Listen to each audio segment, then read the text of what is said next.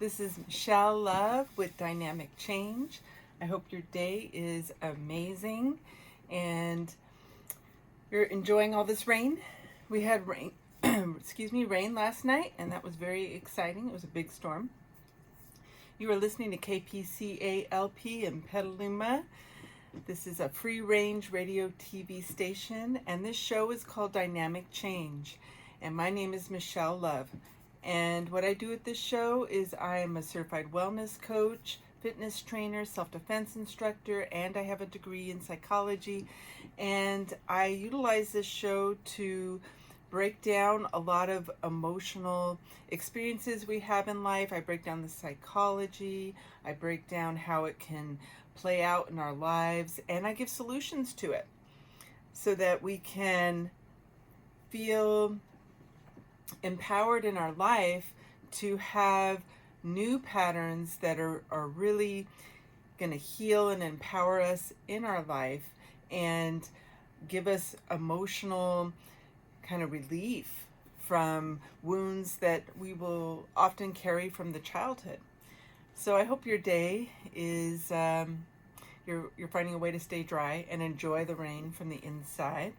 And today I would like to discuss being empowered, finding empowerment through your relationship, being able to empower yourself and your partner, and also release the pattern, disrupt the pattern of what can be formed in childhood of how you relate within relationship. Because when we're in relationship, that's where all of our emotional baggage really comes out, really plays out, because it's so intimate.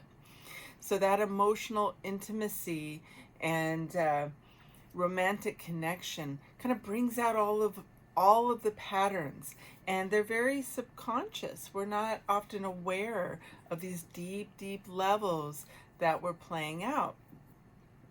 And so I want to give some examples of how things can play out. And this is, it doesn't matter if you're a man or a woman. The psychology can always play out. We all have these types of ways of relating that I think are important to kind of consider at times. So for example, if we had a woman that as a child she grew up in an environment that had she had an abusive father that she grew up with, she could move on to relationship. This imaginary person I'm making up, I'm going to give you a name. I make up these people totally imaginary. They're just examples. So I'm going to say Julie. Julie grew up as a child with a father that was abusive and put her down. So she did not find her sense of self very easily, and she tended to give her power over in relationship as a result when she grows up. So Julie, my example for today, grew up giving her power over to the male, and whichever male she ended up in a relationship with, because she didn't feel strong within herself. And so the deep desire of the psyche is to kind of resolve these wounds, these patterns that we experience in childhood. So Julie is looking for a better representation of the male, like a better daddy image, right? Because the inner child is the one carrying the wound. That age of ourself, that she, wherever she went through that particular imprinting, that kind of learning all that information of how to relate to the masculine, comes from the childhood, comes from that childhood experience. So there can be this really young aspect of the psyche for Julie that is relating to the males in her life, in relationship. And so that her psyche is really hungry to heal that particular experience of that didn't feel satisfying. It didn't feel like she got, I think deep down inside we all know we deserve to be loved, and we're trying to find that love. That I really feel that people as a whole are craving that love, craving that healthy connection, but oftentimes the childhood experience does not set people up for understanding how to achieve that healthy, strong, loving connection that they're craving, that they're desiring. And so, people flounder trying to figure it out. And I think it can be rare that people grew up with a really healthy example of relating and having love. It definitely is out there, and I'm always thrilled when I see it. I think it is so beautiful. I love seeing the beautiful couples with that amazing heart connection, and they're really supportive of each other, raising those kids, right on. And I really want to acknowledge that, because a lot of times my agenda is to help people heal the things that need to be healed, but I also want to honor that sometimes people totally got it right. They totally had an amazing childhood, and so I want to really also support the positive. And but I am showing some ways we can become conscious of something that maybe could be healed, and give solutions so that there can be just more ease in life. And but I would like to definitely acknowledge the positive, because I know that exists and I've seen it, and it's so beautiful, so beautiful. And I think that when we see that in life, it is really important to take a moment, take a breath, because if there's something that needs to be learned from that experience, that maybe your personal life did not actually have that quality, take a moment and soak it in, and just see the beauty of that. I think it's just healing and beautiful. So today, I want to give this, but the end result of what I want to show today is how we can empower each other in relationships. So my example, Julie, grew up with not the strongest, healthiest representation of how someone can experience being the father role. So for her, she grew up not understanding a healthy, loving father picture in her psyche. So then she, her inner child is carrying this wound. And so in her trying to get this validation or love from the father, deep down inside her psyche, what she tends to do in relationship is give over her power. Or maybe she's scared of the male. Maybe she was scared of her father. And so she just feels like if she's 100% moving into her power, maybe, her little girl feels that she will then become unlovable, because to be fully in her power, maybe she feels like, well, Julie might be, not only is it scary because she's never done it, which is no discredit to Julie. It's just being in your power can be a very threatening, upsetting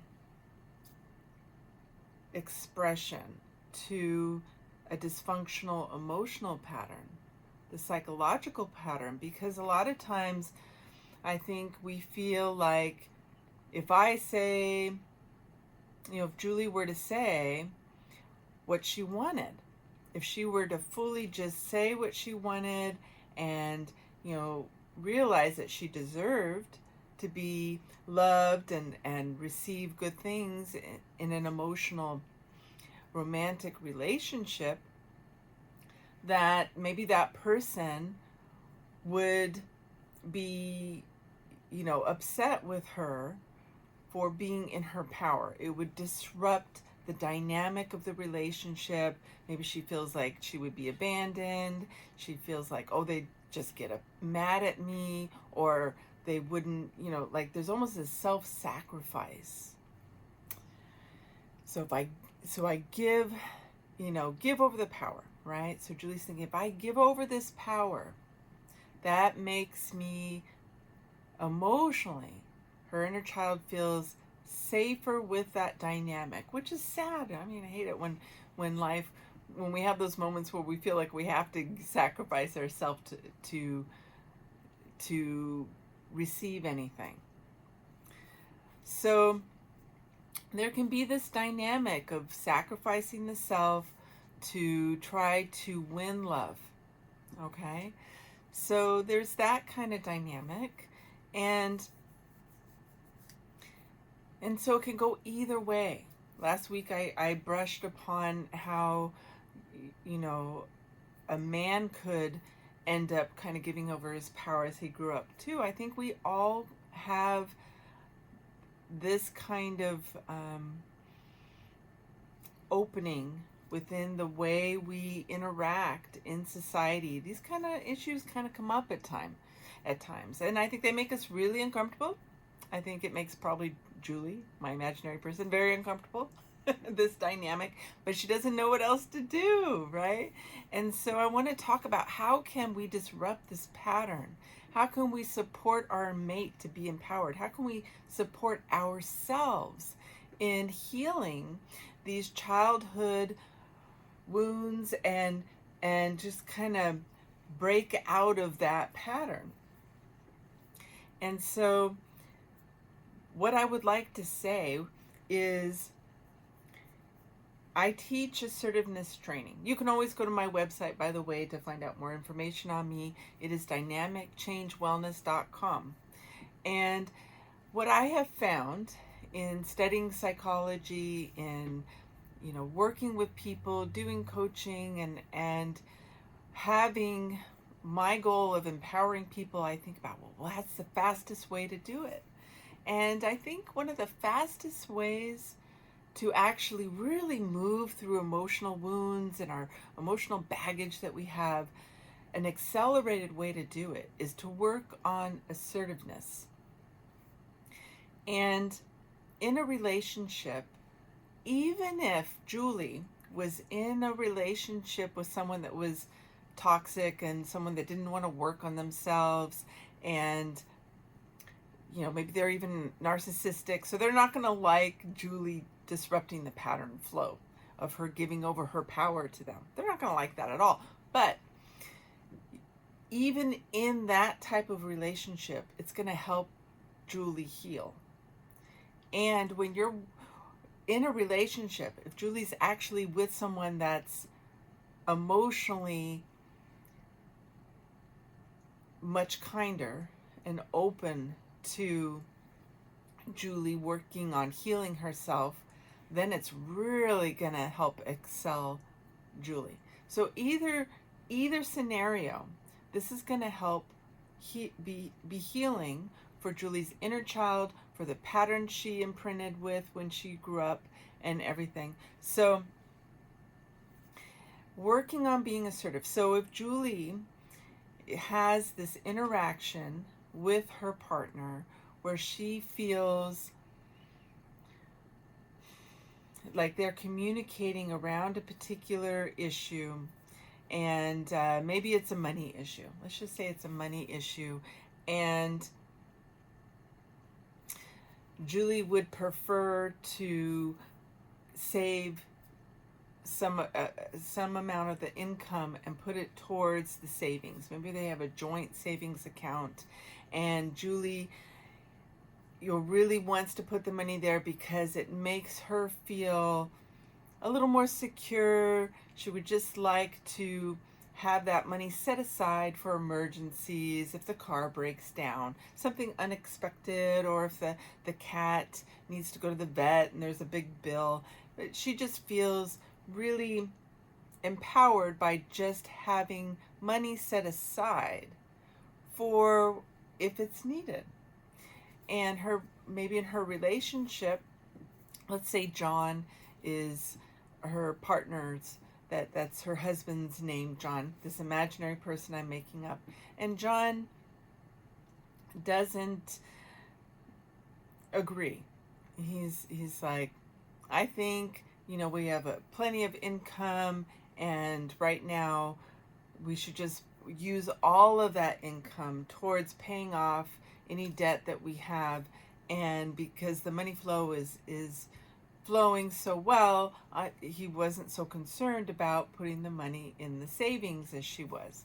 And so there was this conflict, and it was really bothering Julie. And Julie kept holding back her feelings and her thoughts around this and kept going along with what John wanted. And it was starting to really stress her out. And so she's starting to feel very stressed out, and Julie is starting to feel anxiety around this particular situation. And she's noticing that she's feeling some anxiety, feeling like it's not okay for her to ask for what she needs to feel financially stable. And so there's this dynamic in their relationship. And so if I was working with Julie, what I would recommend to this person is so let's say they have an argument, and Julie is very upset. She doesn't know what to say. She knows there's something that doesn't feel right, and they've just had this argument around this. And Julie, in the end, just said, well, okay, I think you're right. You're right. It must be, let's just do it your way. But she leaves feeling so upset. And she's like, why? So her internal dialogue is why. She's thinking like, why do I feel anxious? Why am I starting to feel angry? Why am I starting to feel so upset and triggered, like I just cry? And I can't get to a better feeling with this repetitive kind of disagreement that they have. And it becomes to disrupt the relationship. So her relationship with John, and I'm just going to give her two scenarios. So we're going to say first that, maybe John is not real receptive to working on emotional quality of the relationship. Maybe he's a little narcissistic. Let's give that example. So with that example, Julie is feeling frustrated, upset, and when the power is given over, it tends to build up. So Julie is feeling this buildup of holding in her feelings. And again, my name is Michelle Love. You're listening to KPCALP in Petaluma, and this show is Dynamic Change. And I'm giving you an imaginary made-up example. I want to break down how when our inner child has imprinted on a dysfunctional way of relating within relationship, where my imaginary person, I'm giving you an example, Julie, had an abusive father role that she observed. So for her, she feels like she has to give over her power in relationship to try to find love. And so her inner child, which is the part of the psyche and the emotional experience that holds, like, develop this pattern, and so it never gets resolved. Our inner child, right? So Julie's inner child is not feeling emotionally resolved to where they could like grow beyond that. So there's like this younger part of the psyche that is carrying out this expectation that in order to get love, Julie's inner child, this younger aspect of herself, feels like I have to give, sacrifice myself, give over my power, do it their way, do it the husband's way in order to receive any kind of love. Okay? And so I'm going to give both scenarios. I'm going to give, so first we're going to say that Julie is with this partner John, and he's narcissistic, so he loves that Julie gives over her power in this way, right? So I would recommend that Julie take a step back and try to figure out what her true feelings are. Like, what would she say to her husband John about this particular topic that they keep having conflict around? What does she really want? So Julie would like to feel financially stable as a result of putting money aside in the savings from every paycheck, as opposed to putting all the money onto the debt the way John would prefer to do it. And so for Julie in this moment, she wants to provide something that gives her peace of mind financially, and she would love to save the money. And she would like to do $50 from every paycheck into the joint savings. And so that's what she really wants. Then, so working with assertiveness, Julie has to figure out a way to convey this. So if Julie, she's going to feel scared to do this. So when our inner child has imprinted, her inner child has imprinted on it not being okay for her to have a voice, or for her to say something that opposes the male. So for her, that's how she grew up. That's what she emotionally believes, that if she says something that is in opposition to this male role model, her idea of relating to the masculine because of how she related with her dad, that there will be some sort of consequence. It's almost like the boogeyman. Like, I don't know what's going to happen, but I'm sure it's going to be bad. Like, they won't love me. They're going to put me down. They're going to, so it's like she has this internal dialogue of these things that she expects to happen that she's projecting onto her mate, right?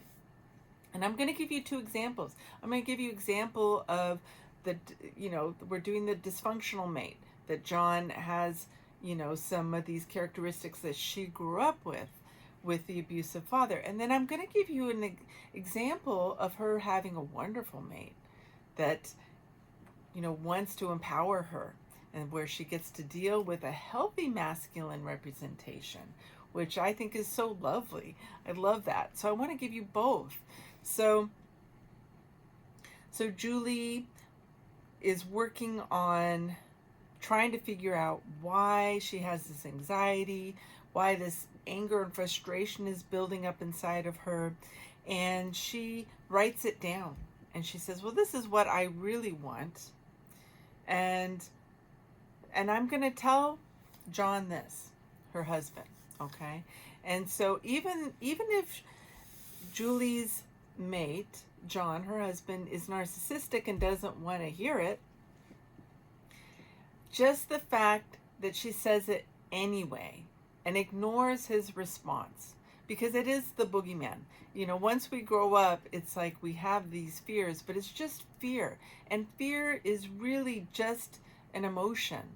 And if we can force ourselves to say what we really think, and then realize, even if the person pitches a fit, gives gives Julie a hard time, is not okay with it, gives resistance, even does the exact pattern that Julie is afraid of getting put down or something like that. If we push ourselves to do it as an adult, if Julie steps outside of the inner fear of her inner child and forces herself to do it, it'll be scary. It's not an easy thing to do, but it gives you this new feedback, this new information of, okay, it was just the boogeyman. It was just this fear that from Julie's childhood that Julie will be okay. And Julie can handle it however she wants.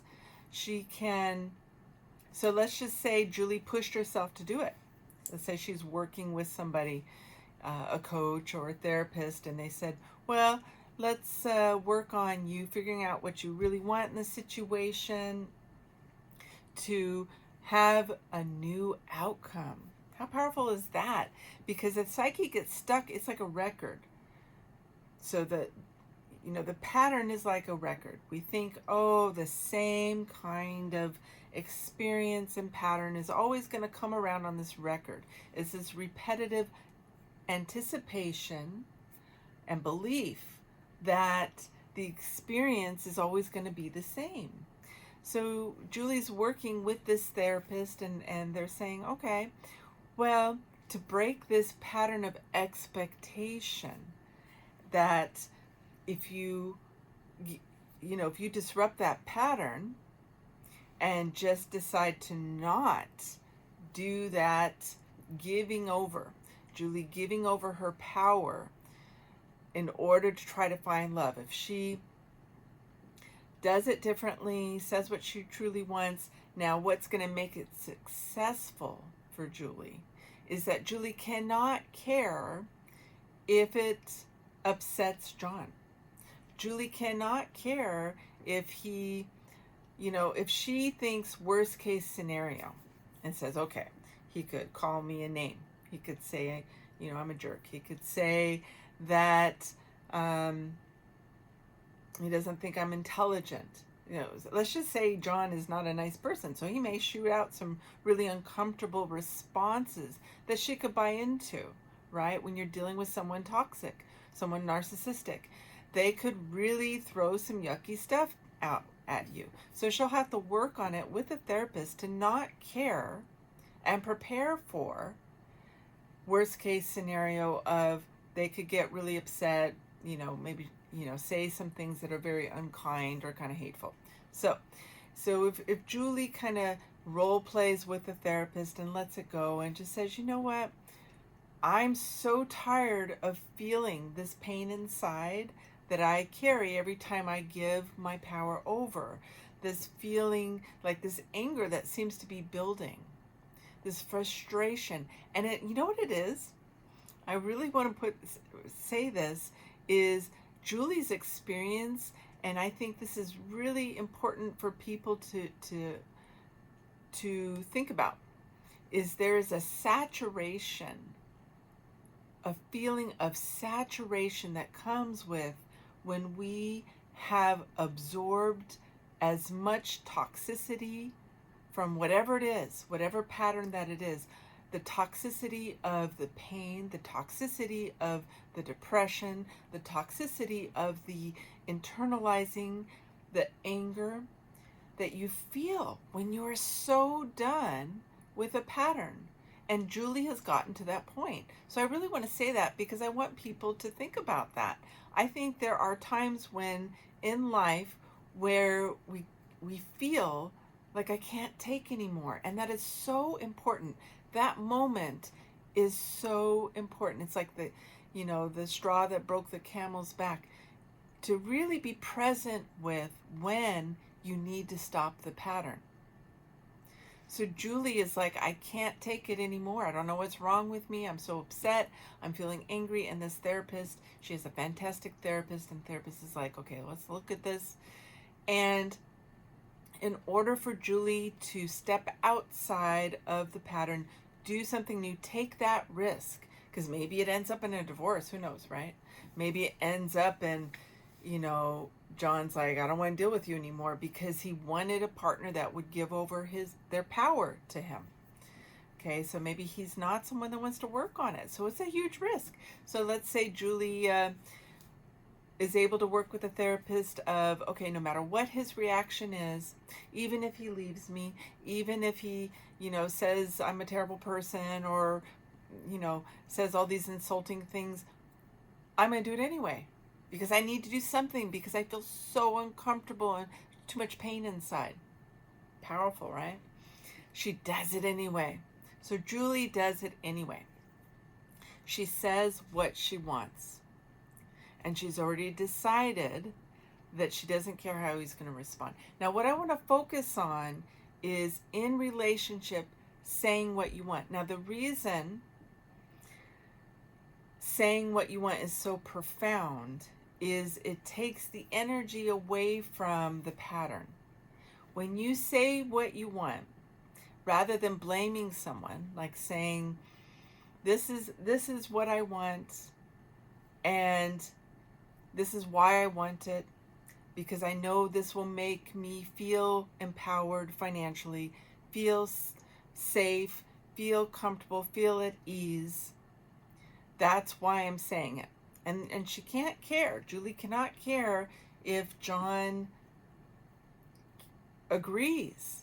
She's like, I'm just going to say it anyway. This is why I'm saying it. And the power in that is when we say those I statements they always say to do in therapy, and force yourself to just say what you want. I think this really can break down a lot of dysfunction in relationship, because a lot of times we don't just bluntly say what we want and what we're thinking. We put it through all these filters of the emotional baggage. And that's a huge barrier to having clear communication, because there's all these emotional dysfunctional filters that feed into the dynamic of Julie giving over her power. So if she's going to put it through all the filters, then the filters also may have, guilt patterns involved in there, blame patterns involved in there, because she could say, blame him. I feel so upset when, when we talk about this and you never listen to me. She could say it that way. When it's said that way, it promotes it being trickier for her to be heard. I mean, a narcissist is not going to hear her or care, but she could say it in a way that makes it really easy for the narcissist to emotionally attack her again. It creates a huge opening, because that person could say, oh, well, I can totally use that against them. That person could become defensive. It perpetuates the record of the pattern. So whenever Julie comes from a place of, I want this, she's not attacking the other person. She's saying, I want this for these reasons, and that's important to me, and just leaves it at that. And if you can be that clear, come from what she wants, it's empowering.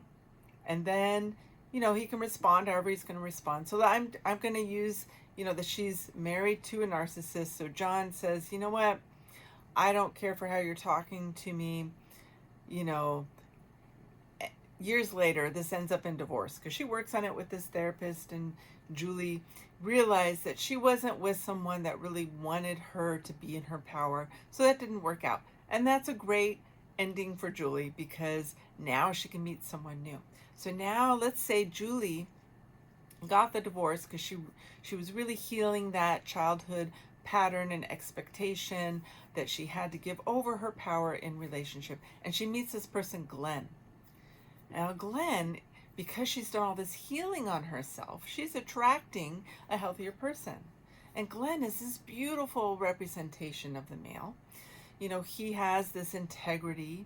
He works on himself, and so he's a good match for her healing this pattern.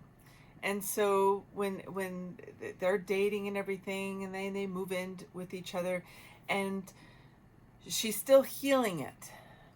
And so she will have moments where her inner child, Julie's inner child, wants to give over the power. And when she interacts with Glenn, and she can feel herself starting to get angry. So when feelings are stuffed, it doesn't feel good. And there's this discomfort, and it's so powerful to be able to listen to the discomfort and try to take a moment, step back, and say, okay, what can I do to change what's going on here so I don't feel this discomfort? Because we shouldn't even put up with any level of discomfort within ourselves.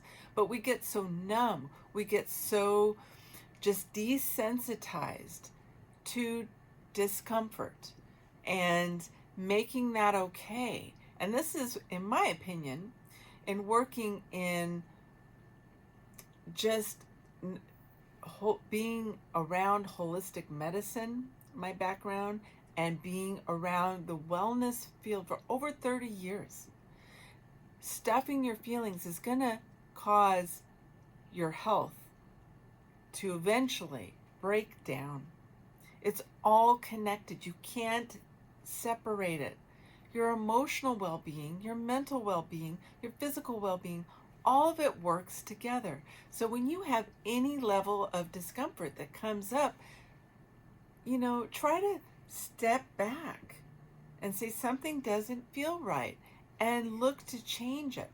So Julie has really been working on being more mindful with how she feels. She's worked with this therapist for years. She was single for a while, you know, from the divorce, and really was just noticing the subtle things in life that triggered her inner child experience that she wants to heal. So she wants to be able to be in her power in relationship. So my topic today is how to be empowered through the relationship. To be empowered, both people be empowered. And so what she decides to do is, when she has a situation, and again, I'll just use the same one, you know, financial topics within the relationship, because now she's with Glenn, and Julie and Glenn live together. And when she has a financial thing that comes up, she now feels emotionally more comfortable and safe and stronger. She is parenting her inner child, because that's where the wound comes. So you become the parent of your own inner child. And she tells her inner child, okay, because the inner child's like 4 or 5 years old, and they get anxiety. The pattern of anxiety that was learned, the inner child experienced, the inner child believed, they imprinted on the belief, you know, the inner dialogue, the belief pattern in the mind, the emotional body, they feel it in their body, the anxiety, it all goes together. So the inner child had this anxiety if they didn't go along with the masculine idea in a very tight-knit relationship like that, you know, like a romantic relationship, something that really triggers those deep wounds, that there's some sort of repercussion that's negative, where they're not lovable, they're not validated, you know, they're not intelligent, whatever, right? So now that Julie's been working on that, she decides to do this assertive thing that empowers her. So she tells Glenn, I really feel most comfortable and really feel at ease and really appreciate you when you listen to me around these financial issues. And what I would like to do is work together to please always be saving some money and put this amount of money every day. And this really means so much to me.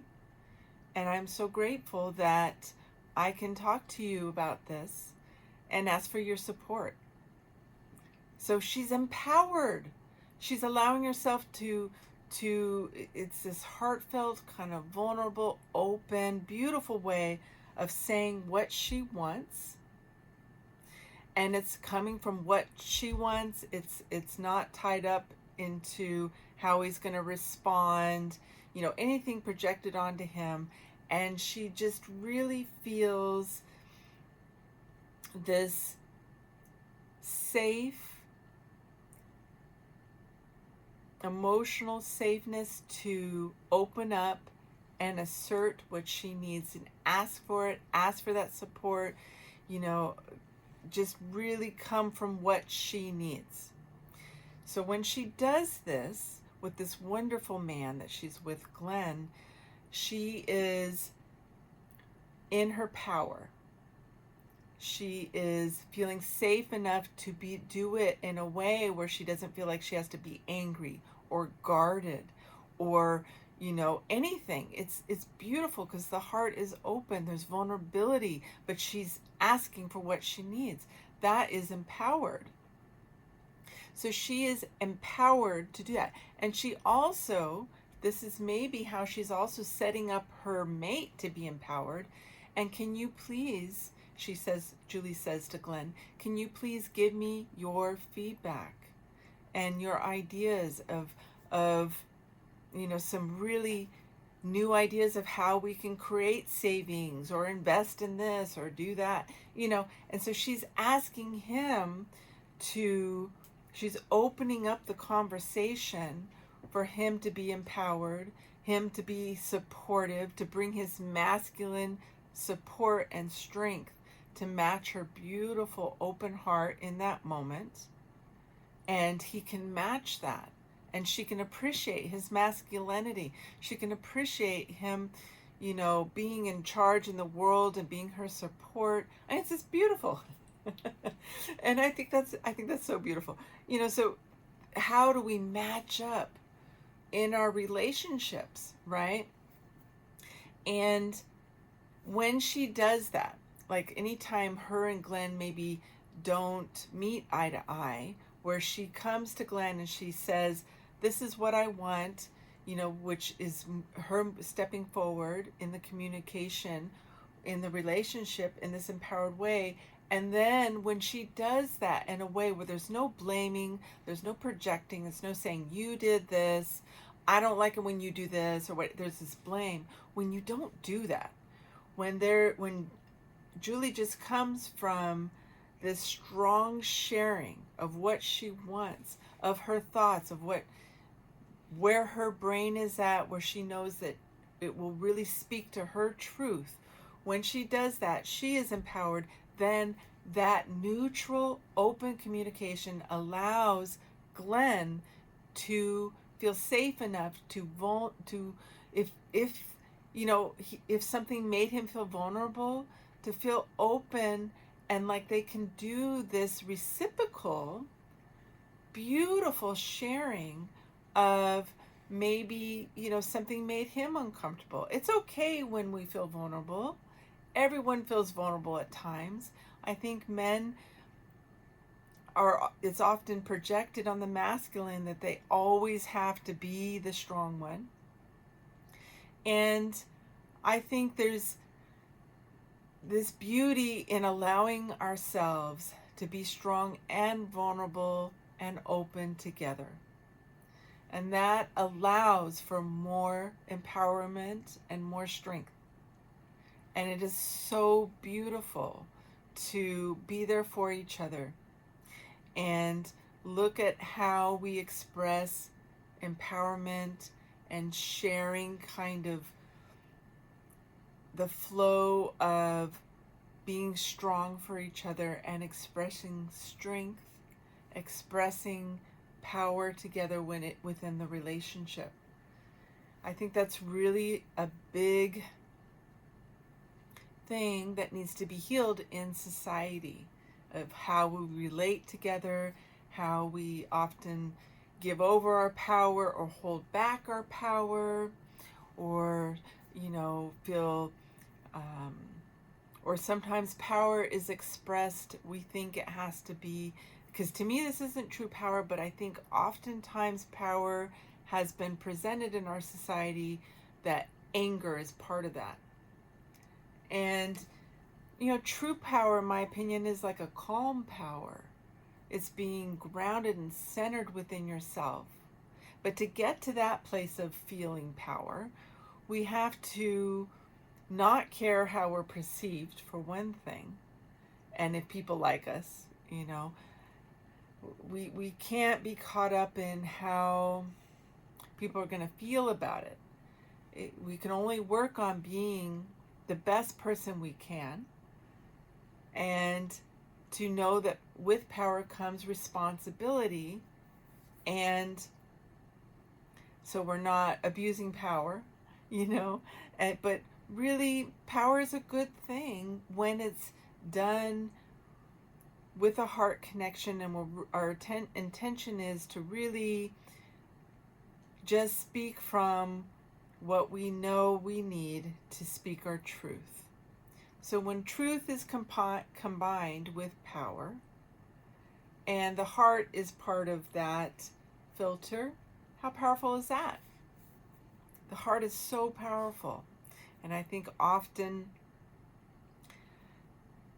that integrity of the heart is not always blended into this way of speaking your truth. And when you do, I think people feel that truth because it comes from the heart, and they can feel that you're coming from the highest place within yourself.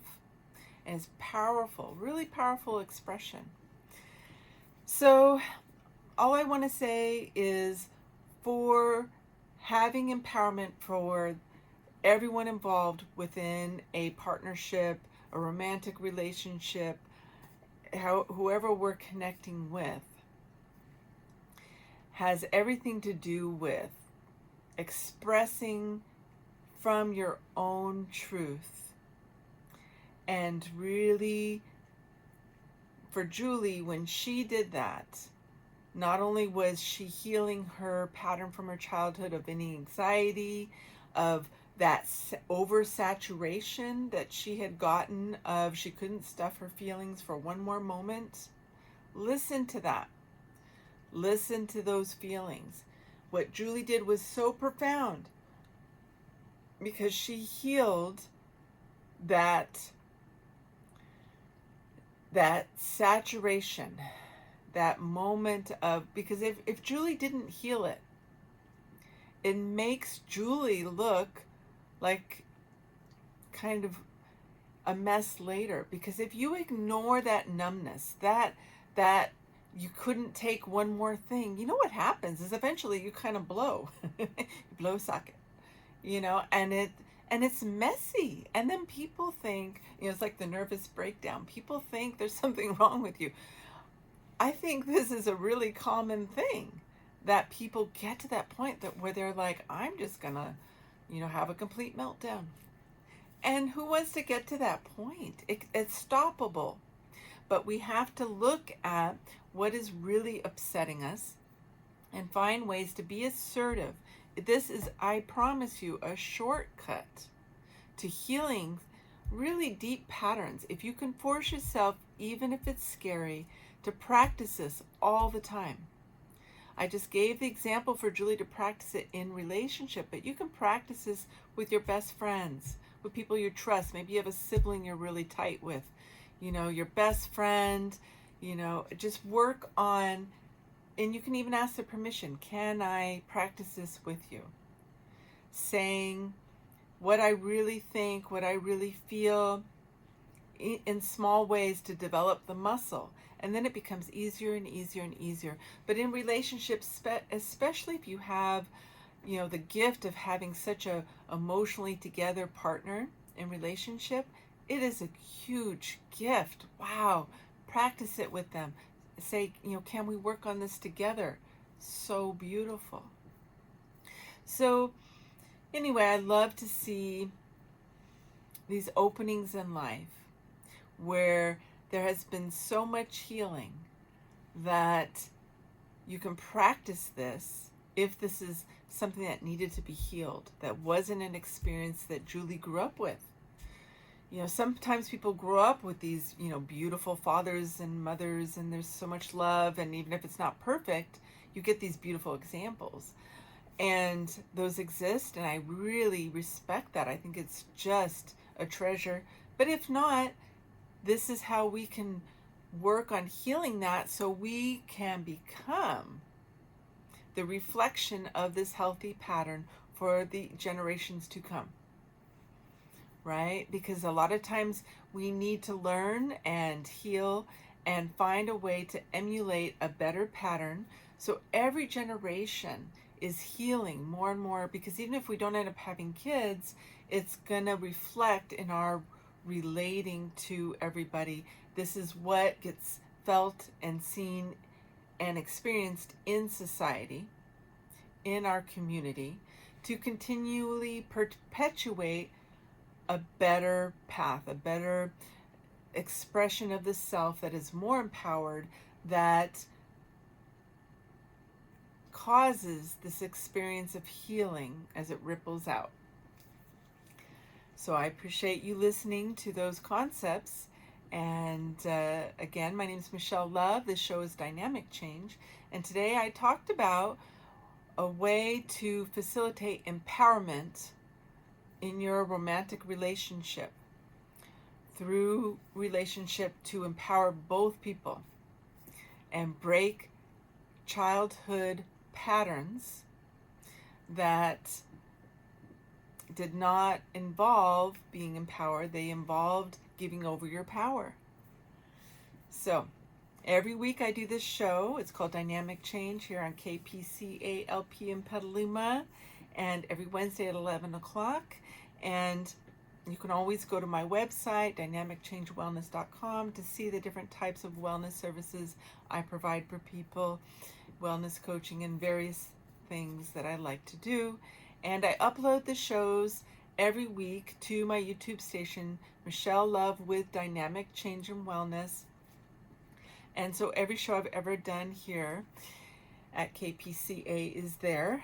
And all the shows break down psychological patterns and emotional blocks that we can have, and give solutions to that.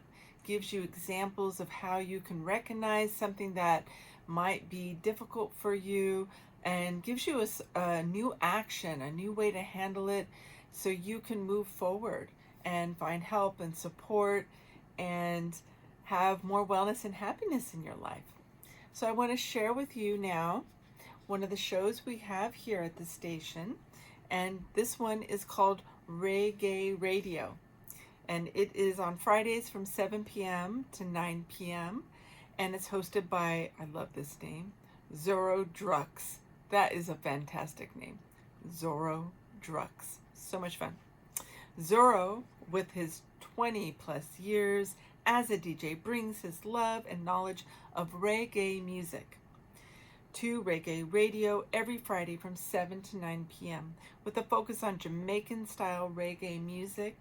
Past and present, Reggae Radio hopes to educate you with the good vibes, keep you up to date on the local reggae scene, and ease you into the weekend. So relax and keep the IRA vibes flowing. Special requests are always welcome. That sounds like a lovely show. So anyone that is sporting that name has got to have an interesting show. That's all I got to say. So I really appreciate all your attention today. And again, next week, I am considering doing a guided meditation. I work a lot with sharing guided meditation on certain shows on how to heal a trigger. So next week I will be doing a guided meditation on how you can have a trigger come up and how you can stop the automatic internal dialogue with it, how you can break it down and recognize what is being triggered, how you can start to consider where it could have developed within your childhood, and start to find some ease within yourself, some relief from that trigger, on using guided meditation techniques to move through the body to release that trigger. And then also give yourself a new way to respond when you feel that trigger activated.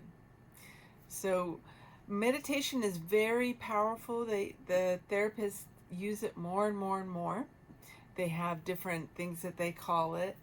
And I've taught meditation for a really long time, over 20 years. I'd say close to 30 years. I have been incorporating it into when I teach people, even yoga, when I teach them yoga, the breathing techniques and everything.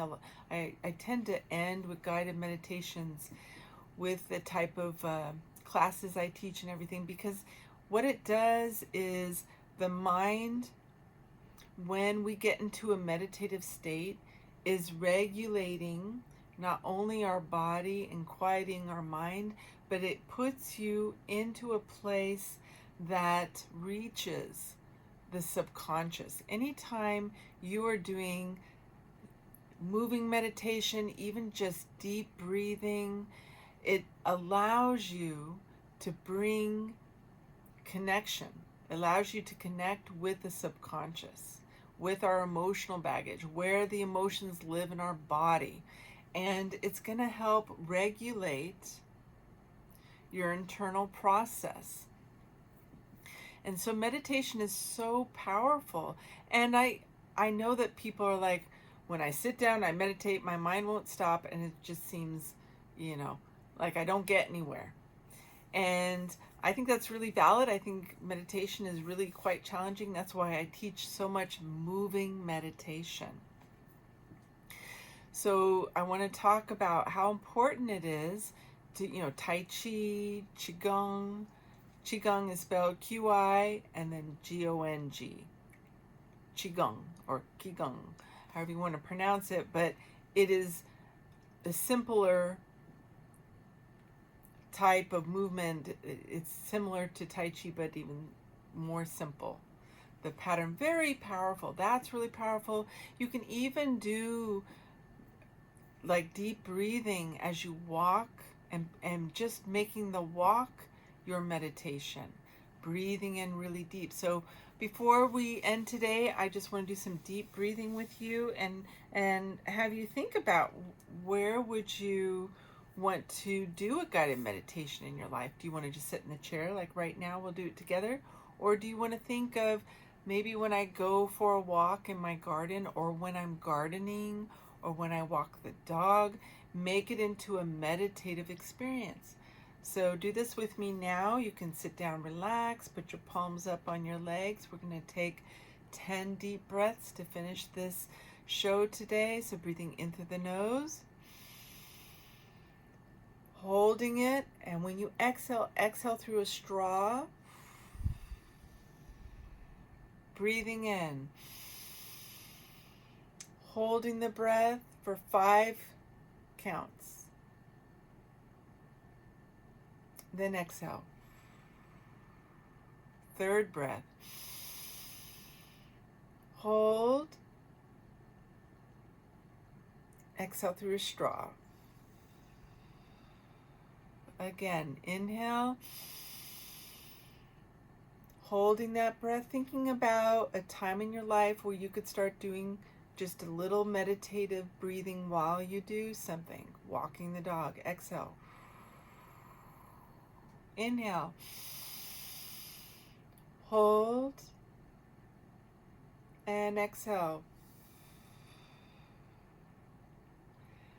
So we're going to complete today. You can do the last couple breaths on your own, but think about a time in in your day how you could practice that.